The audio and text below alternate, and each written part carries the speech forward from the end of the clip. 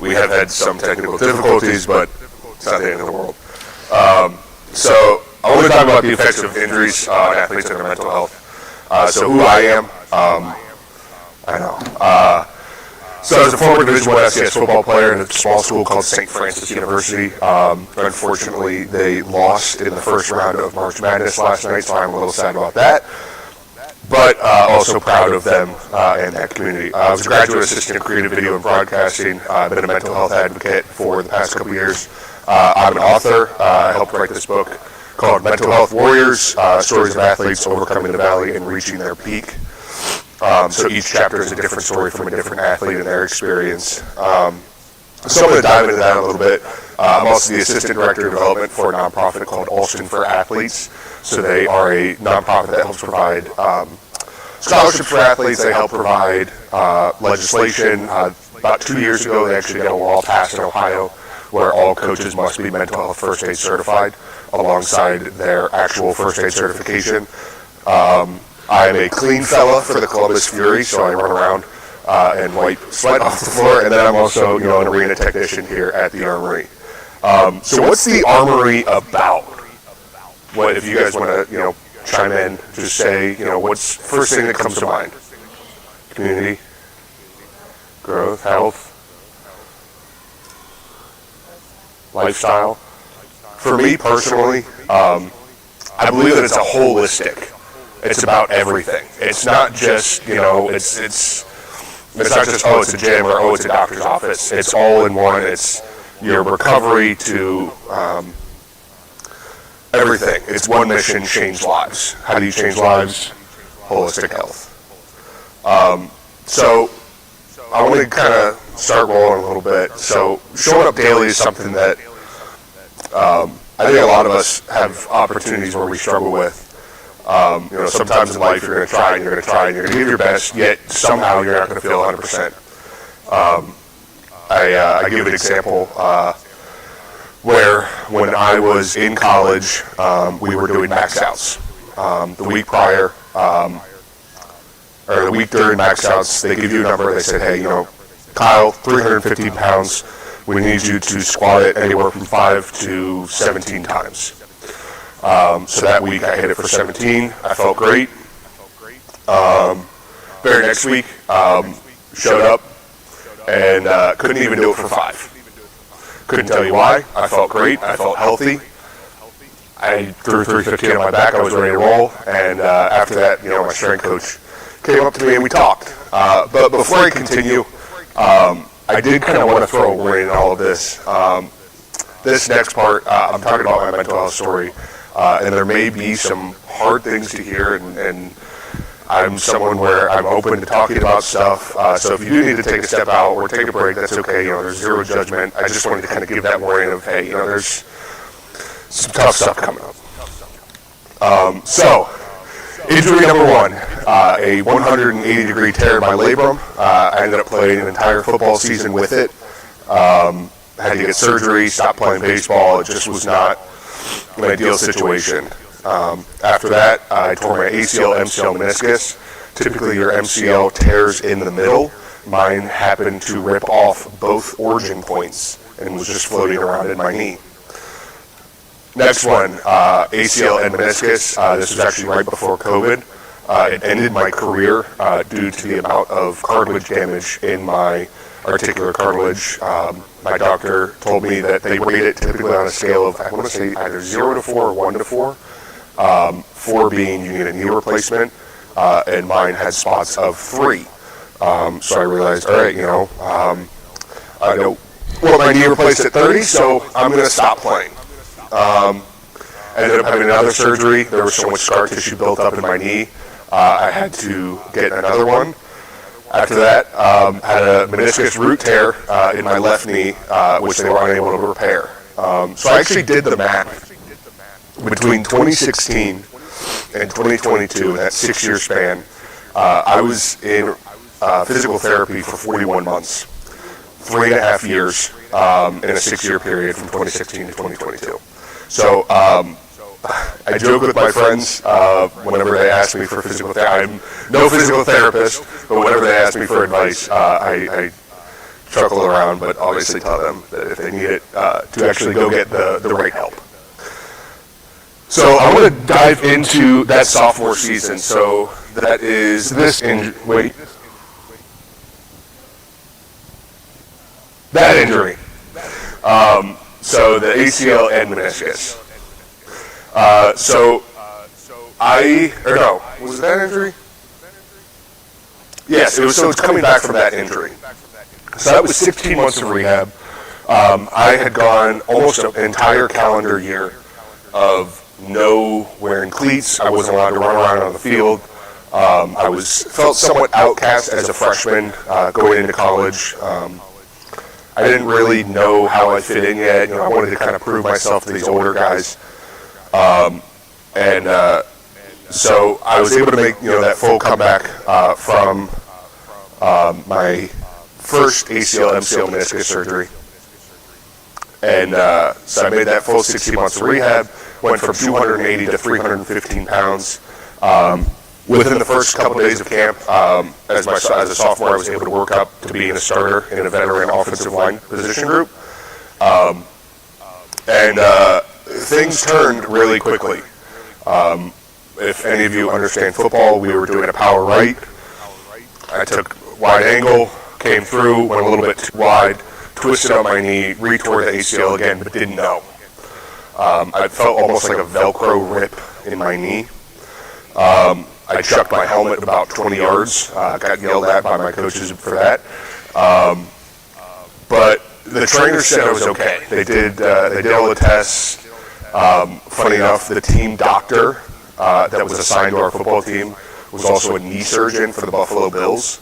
And they never thought, hey, Kyle has a knee injury. Let's have a former knee surgeon check him out. So after a week, I rushed myself back to play. So I was on crutches the very next day after hurting my knee, and then rehabbed it to the point where I was like, all right, I can't lose my starting position. I want to get back. I want to play. Let's go. But I was never the same. My coaches actually came up to me at the end of the year during our personal meetings and said I was not the same player after that incident. They were very open about that, and I understood that I was never the same. So what went wrong? I felt as an athlete, I didn't really have much support when you're wearing custom knee braces and trainers, coaches, everyone like that are yelling at you, saying you're fine, you're fine, you're fine. It's scar tissue. Yet 2 to 4 times a week, your knee feels like it's dislocating. Your mental health, kind of will start to rapidly decline. So I looked for a solution everywhere. I was calling old coaches, I was calling parents, I was calling old physical therapists, siblings, old teammates. All I heard every single day at my practices was that I was not mentally tough enough, and that it'll just pass. That's it. It's just going to pass on its own. Players actually ran because I dislocated my knee during conditioning. The coaches yelled, "We will stop running when Simmonds toughens up," although they didn't say it that nicely. And so I was really, I felt just this isolation of, I don't really know where to go to. I don't know if I should go to my coaches. I don't know if, I'm in my own little world right now. So I ended up having a mental break. That's my now almost 6-year-old nephew, Augie. He is really kind of the light of my life. He's a great kid and very sweet. So he kind of helped me out through all of this. So I ended up having to go home. On the day that I was doing my 315-pound squat and couldn't even get it for more than 5, it was actually the day that I went home. I was walking around thinking, I just shouldn't be here right now. I'm not okay. Felt like I had lost all worth as a human being. I was taking it more as an athlete-student than a student-athlete. So they ended up sending me home.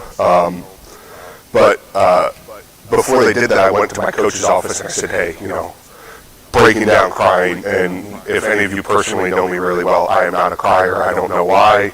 I've tried. Very few times have I cried. And it's just one of those snotty, nasty cries that just happens. And in front of my position coach, nonetheless, someone that I wanted to show, I was strong. I was able to do everything that he asked of me. So I ended up spending a week back here in Columbus. I went up to Columbus Springs in Dublin, got checked out by multiple social workers, psychiatrists, therapists. And the one thing that they kind of said about me was that because you were so open about what happened, we're not really sure why you're here. So I was given a couple plans. It was either stay there for a couple of days or spend half of my week for the next couple months back in Columbus and then going back to Loretto. Or just move entirely back to Columbus and see how that goes. So I was able to meet with my PCP. He suggested a regimen of Lexapro, which I started up after my first month. And my coaches only really checked in on me once. They weren't fully attuned to what was happening. So when I came back and had my personal meetings with them, they told me I should either quit or transfer. They said if I came back and played, I would have been a glorified scout team player and never would have seen the field again. So I continued to practice. A big motto I lived by as an athlete was prove them wrong. That was a phrase that my dad said to me every single day, so I saw this as a task of I'm just going to bite down and go. Now, meanwhile, while all of this mental break stuff is going on, I'm still battling with the torn ACL, still don't know what's going on with that, while also going on in my head. So I looked to a lot of places to alleviate that stress, from drinking to, and I'll go into the statistics later on in this presentation of drinking, self-harm. I was at a point where I was blacking out almost every single weekend, and it just was who I was. It was an opportunity to kind of numb myself. I was headbutting guys at football practice just to be able to feel some sense of I could feel, I understood what having emotions and what having nerves and everything like that felt like. So I started living by a new quote, be joyful in hope, patient in affliction, and faithful in prayer. I'll plug that for now, but Armor of Faith later, 7:30 in ASP. Sam asked me to speak at that. But I found more of my faith. After a couple of months, I was able to return to somewhat of my former self. But I swore from that day on I would be an advocate for athletes struggling and open up about my process. Being willing to say that I was, I can't make it this time. I've got therapy. I really need to go today. And how I was doing personally with the people that I was close with. So this idea of being open to me, no one would really kind of talk about what they're going through. They're not really, especially, on campus, they're just kind of like, hey, I clock in, I clock out, I go to class, I go to, practice, then I'm back in my room, maybe I'll talk to my roommate or, my friends back home, but that wasn't what I started seeing after I opened up. So you see posts from time to time, and within the next few months on my tiny campus of 1,500, I had multiple athletes approach me asking how they could get therapy, general mental health advice, and how they could approach their coaches properly. And so this is actually the final quote from this book. We as athletes must create a team where we cheer each other on and help one another up when we feel down. We may need to be dragged to get back up, but we still do it. Every team will be held back, but it is about how the team pulls up those who need help. You never know when you need the help, or maybe you will be the help for someone else and you won't even realize it. We are a team at the Armory. This is, we're working as one unit, and we want to be able to be as efficient as possible. So how does this tie in with the Armory? Well, we deal with athletes every single day, from physical therapy, advanced sports performance, exercise physiology, medical, sports-specific training. It doesn't matter. There's at least some time during your day you're going to come across an athlete, and if not, you're going to see the athletes' jerseys that are throughout the halls here. And we can help better the experience for athletes and help them feel truly supported through their process, especially as being one and being the place where it's like, we're able to know, hey, this is what this athlete's going through right now. Let's give them a little bit more support, or, we've been working a little bit hard, maybe let's back off a little bit. So I was able to do a study with a couple of athletes. I reached out and tried to get as many people to respond as possible. While you were injured, did you feel pressure to come back from your coaches? 70.6% said yes, 29.4% said no. Did you ever feel lesser than any of your teammates while injured? 74.5% said yes, 25.5% said no. Did your injury impact the rest of your career? 15.7% no, 84.3% yes.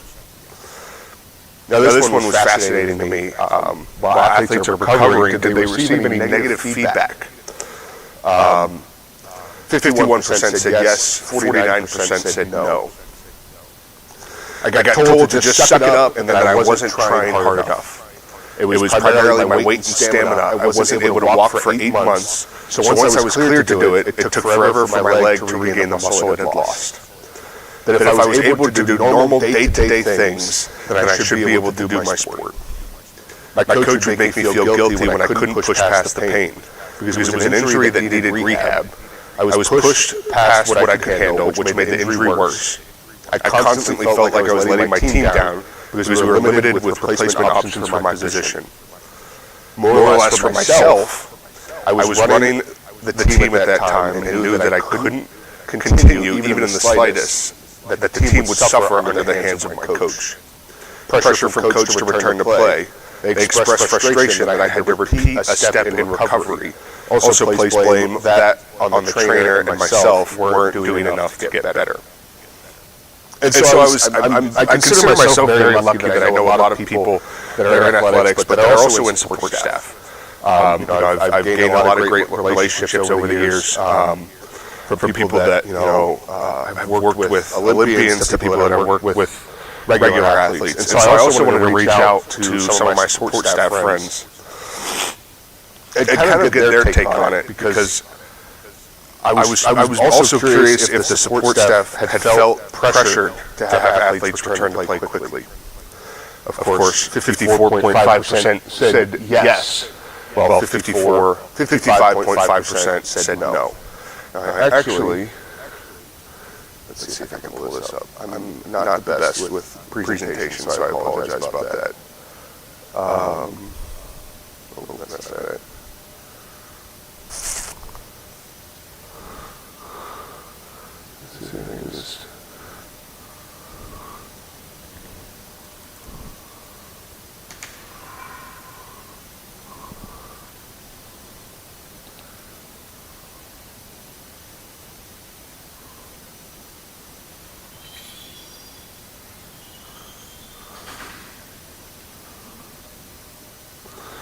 So I wanted you guys to see too about the support staff perspective of do you assess an athlete's mental readiness to return to play in the recovery process? Yes.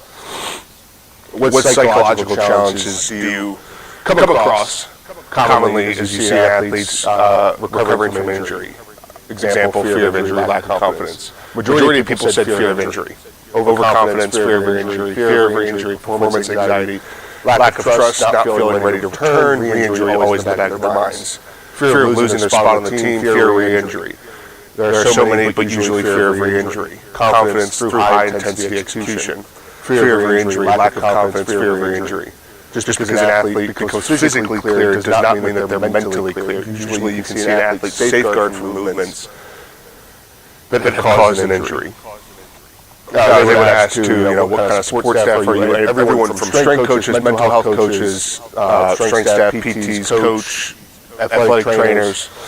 Have you ever seen an injury affect an athlete's performance or mindset? 100% yes. when an athlete is coming back from an injury, do you see a demeanor change when they're cleared from the phase of return to play protocol? Yes. What are some support? Now this I really did appreciate of listening to them, offering the support with their scope of practice, and refer a physician or mental health professional needed. Focus on the process, take the small victories, try not to do the whole rehab process in a day. Talking about fears, goals, and sometimes if it is a long rehab, I let them take a week off from formal PT.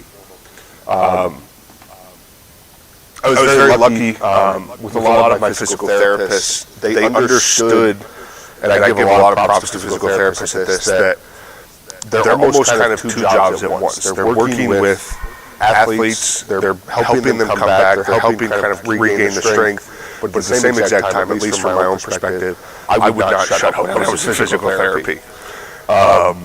I was talking their ear off, I was expressing my fears, my concerns, everything like that, because I wanted them to know, like, hey, at this time I am not okay, or hey, today I feel really good, let's try something new, let's push myself. So I give a lot of props to physical therapists on that. What improvements would you suggest to enhance injury protocols and athlete support? Communication between support staff has to be great. Without it, nobody can form a great perspective or treatment plan. Additionally, try not to scare the athletes with certain movements. I find this exacerbates the negative mental health effects of injury. Have a clear plan that the AT strength and support coaches are clear on. Explaining the process to the athletes. Biggest factor is getting the athlete, AT strength coach, and sport coach on the same exact page. Now that was something that I was unfortunate to not come across, was that my coaches and everyone was not on the same page. So, through the National Institute of Health, 74.1% of athletes had at-risk scores on self-reported questionnaires, while 44.3% of those interviewed were diagnosed with a mental disorder. From sleep problems, 24.5%, and obsessive-compulsive and related disorders, 18.9%. Primarily body dysmorphic disorder were the most common diagnosed disorders. Anxiety disorder, 6.6%, eating disorders, 5.7%, and alcohol use disorder was less than 4.7%, and were less frequent. So the at-risk was, there's a difference between at-risk and also having a mental health problem. And I was lucky while I was at St. Francis, I was undergrad, or I was a minor in social work, and so I was able to talk to a lot of professors about this stuff, licensed therapists, in my day-to-day process. And I asked them, I said, what's your thoughts on mental health and all of this? And they said, mental health in itself is a spectrum. You're going to have days where you're going to feel great, you're going to have days where you're going to feel bad. And that's kind of where this at-risk comes in, where we don't want it to collapse. We don't want the mental break. We don't want the athlete has to go home for a week and spending time in Dublin Springs and all these different places. But we want to be able to kind of help prevent that and push them in the right direction. Now, Nebraska Medicine talks about how a lot of these athletes, when they get these injuries, are dealing with anxiety, depression, anger, and frustration, isolation, loss of identity, sleep disturbances, changes in appetite, difficulty concentrating, irritability, and substance abuse, which unfortunately I can say for myself personally, these are things that I dealt with for that sophomore year, was I dealt with every single one of those symptoms. So, takeaways. Continue to learn more and dive into mental health. There's new stuff kind of coming out every single day. Be open, whether it's a patient, a friend, or a player. These athletes see a lot more than you think, and they talk a lot more than you think. I think a lot of the players within my football team were almost hesitant to talk to our head coach until I was able to sit down and talk with him. And he kind of told me a little bit about his life story, and we were able to get on that same page of, all right, we're not going to agree at times, but we understand that we've both gone through some stuff. If you are approached, sometimes the best thing to do is just simply lend an ear. That's it. Be a team, work as one. We all have different specialities. Work as a team and continue to support the athlete. And remember, the goal is to get back onto the field 100%. And then questions, if you guys have any.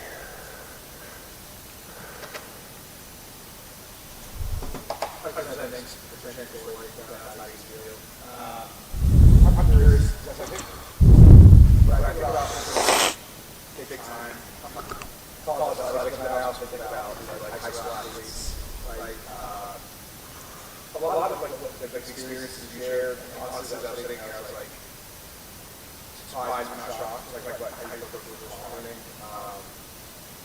Do you think, because I think a lot of times we think about it now, it's like, okay, that's old school, like that's how it used to be, like long time ago. Today we're kind of more platoon. Do you feel like your experience is like really common across all college athletics right now?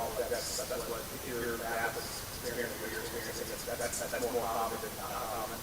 Yeah. I think college athletics right now is in this weird spot where there's a lot of give and take with what's happening. I've talked to athletes before. Do you ever see a teammate on your team where they have this massive NIL deal and they're starting and they're Mr. Popular and everything like that? Do you ever feel like that affects you? Well, at that time, a lot of these colleges are bringing in mental health counselors and they're bringing in full-time staff to be able to help support the athletes, sports psychologists. Right after I was leaving St. Francis, they had just brought in a sports psychologist, which I was a little bit sad about. But it was one of those like, hey, at least I was able to see some change be brought to a place that I love.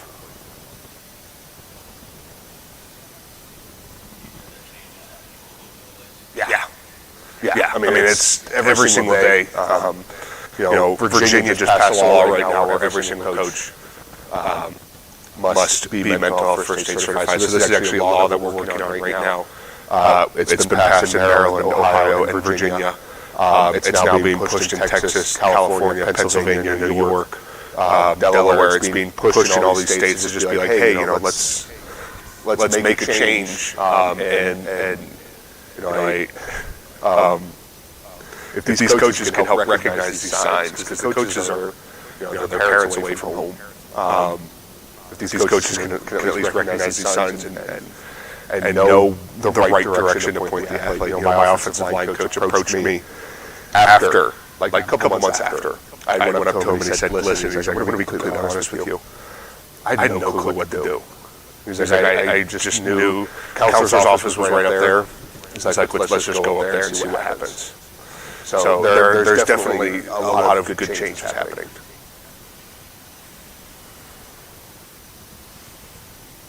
What do you think, you're a parent of an athlete or you're a friend of an athlete? Outside of like checking in, hey, outside of practicing, like other things that you suggest that you can with friends or family could do just be more proactive when someone's that loud or something like that? There's quite a few things, and we can never. The hard thing about mental health and all is, you can't look at someone's brain and be like, this person's mentally ill. But you can look at a femur and be like, yeah, that's broken. You can look at anything else and realize, their blood pressure's a little low, or there's a bruise, like something going on right there. And so advice for parents or anything like that is just listen and be loving, be parents. I was very blessed with my parents where one of my sisters had come out with my dad when they drove straight from Columbus to Laredo, Pennsylvania, and my sister said to my dad, she said, you're going to have a lot of questions and he is not going to have the answers to them. And so it was a very quiet ride back, but she was able to guide him of like, you don't want to overwhelm them. Just let them open up at their own being and make them feel comfortable.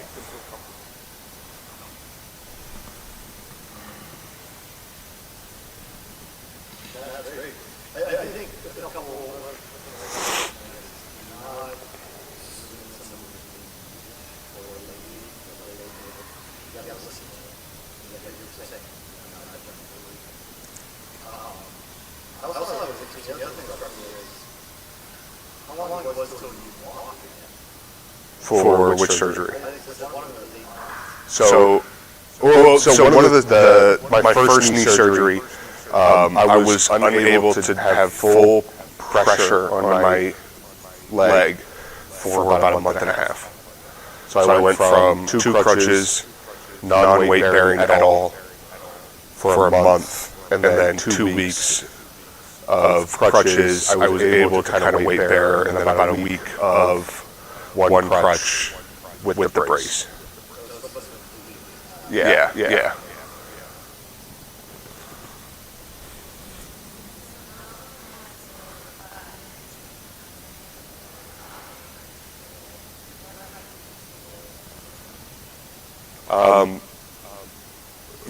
I have found that it's a lot of just listening to my body.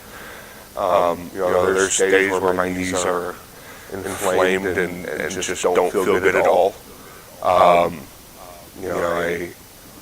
It's majority of, this is going to sound like such a Jim Bro-y comment, but there are days where I genuinely feel like I need to skip leg day, and it's nothing of like, I didn't want to get the work on it. It was just quite simply my knees were in pain, and I was just like, this is not smart. And if I was able to do anything, it was, I had to go really light. It was, maybe I'll walk for 10, 15, 20 minutes, see how my knee feels, and then it's constantly just monitoring how it feels. I had a leg day about two weeks ago. I was on the pendulum squat, and I was doing pendulum squat to the self-propelled treadmill.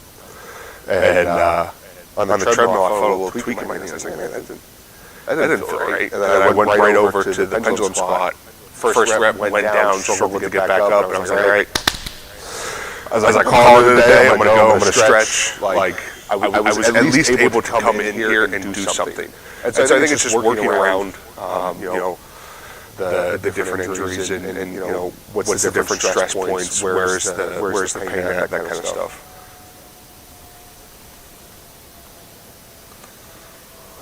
Yeah. Appreciate it.